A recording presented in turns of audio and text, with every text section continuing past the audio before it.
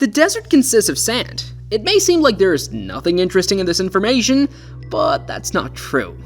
Additionally, in the Gobi Desert, they found the skeleton of a 49-foot creature. Namibian gold prospectors unearthed an ancient ship in the desert. I'll share details about these and other discoveries in the sands in this video.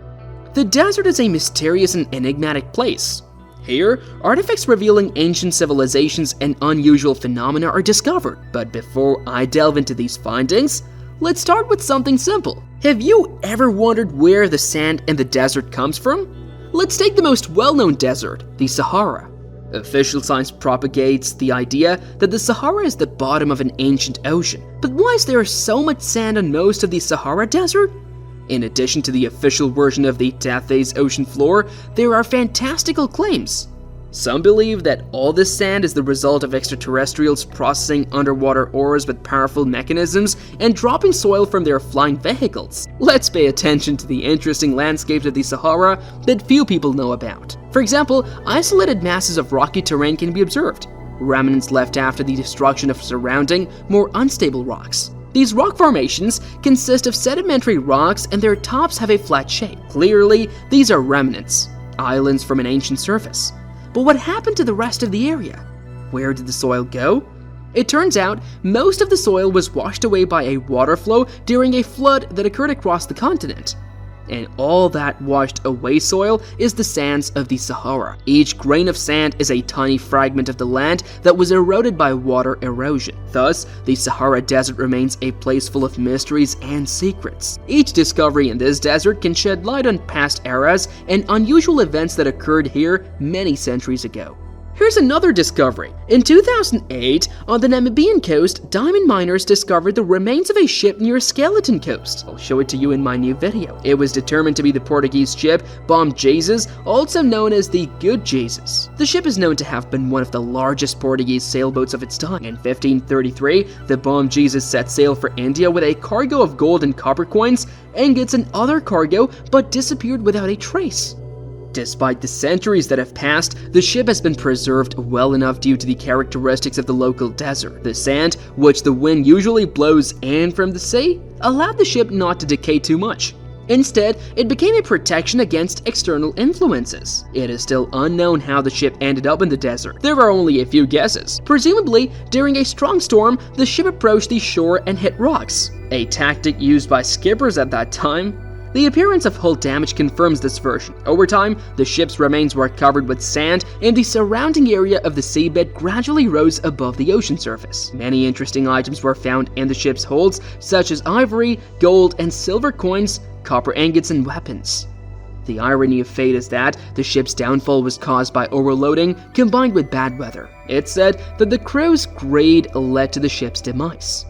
However, it's strange that archaeologists weren't particularly thrilled about the multi-million-dollar treasures they found. They were more interested in the well-preserved everyday items. Moreover, the ship itself represents a significant archaeological find. Very little is known about the European ships and maritime practices of the Middle Ages because no technical documentation was kept. Types of sailboats of that time have completely disappeared. The discovered treasure certainly delights archaeologists, but it also intensifies the desire to learn more about this period in the era of the Great Age of Exploration. By the way, according to international law, the found ship should have been returned to Portugal, but its authorities generously handed it over to Namibia. And in my next video, I'll talk about a mysterious settlement. In the early 20th century, Swedish explorer Sven Hedin discovered the ancient city of Lulan, buried in the sands of the Taklamakan Desert. The uniqueness of the settlement lay in the fact that the civilization that created it could not be connected to this place. The DNA of the mummies found indicated European genes. Ancient people believed that once they entered this place, they could never return. Over centuries, homes and temples were built among the vast desert of death. And archaeologists constantly discover unusual objects mysteriously wrapped in their shrouds. The prosperity of Lulan lasted about 500 years, but in the 5th century AD, the civilization suddenly vanished without a trace. The rapid disappearance of such an advanced state became one of the major mysteries in history. In the Museum of China, the remains of white people are kept, whose existence has remained unexplained until now. What led representatives of the European race to China to disappear forever? In 1979, archaeologists discovered the body of a woman mummified almost 4,000 years ago in a wooden coffin wrapped in fabric. It was well preserved, along with its clothing, and her facial features were surprisingly similar to European ones. The mummy was given the name Lulan Beauty. In 2003, during excavations, another well-preserved body of a woman was discovered. The mummy also had beautiful facial features, thick eyelashes, and even a smile. Scientists conducted genetic analysis of people who lived 4,000 years ago and concluded that they shared common genes with Europeans. Archaeologists also believe that these mummies were members of an ancient civilization that existed in the Eurasian territory. They were the last nomads, stretching the boundaries of our world. In search of fertile pastures, ancient travelers moved along these steppe roads, overcoming snow-covered mountain passes and entering China. Geoglyphs are geometric or figurative patterns drawn on the ground, usually over 13 feet in length. That's what I want to tell you about now. Many of these patterns are so huge that they can only be seen from above. This suggests that they were not created by humans but by someone or something else. The first person to notice these patterns on the ground was British pilot Percy Maitland in 1927. However, for a long time, these mysterious drawings did not arouse much interest from the public. Nevertheless, in the area of the Azrite Oasis in Jordan, hundreds of mysterious geoglyphs, 82 to 98 feet wide, were discovered. They resemble wheel-like drawings and are called works of ancient people by the Bedouins. In the same region of the Black Desert, there are two more giant wheels, which, according to archaeologists, are around 8,500 years old. This makes these artifacts even more mysterious as they are older than the world's oldest pyramid. The purpose of these objects remains unknown. One of the main theories is that this land was an ancient cemetery, but this claim has not been confirmed and remains a subject of debate. The patterns consist of stones and presumably represent symbols. The most popular theory is that these structures are related to the astronomical knowledge of the ancient inhabitants of this region. Most spokes of the wheels in the Azrite Oasis point to the sunrise during the winter solstice. Similar, simpler patterns on the ground have also been found in Saudi Arabia. Huge stone triangles are so little studied that even the approximate date of their origins remain unknown. In addition to triangles, strange artifacts were found here, handmade structures in the shape of the letter U, assembled from 300 stones. These findings were called gates. It seems that these geoglyphs in Saudi Arabia are unique, as they are found nowhere else. Scientists still find it difficult to explain the purpose of all these drawings.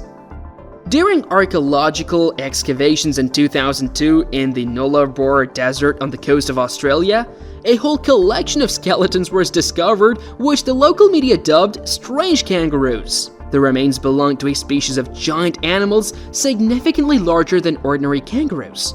These remarkable creatures not only had massive claws adapted for digging, but also unusual protrusions above their eye sockets. Initially, scientists thought these were horns, but they turned out to be too small and barely protruded above the forehead.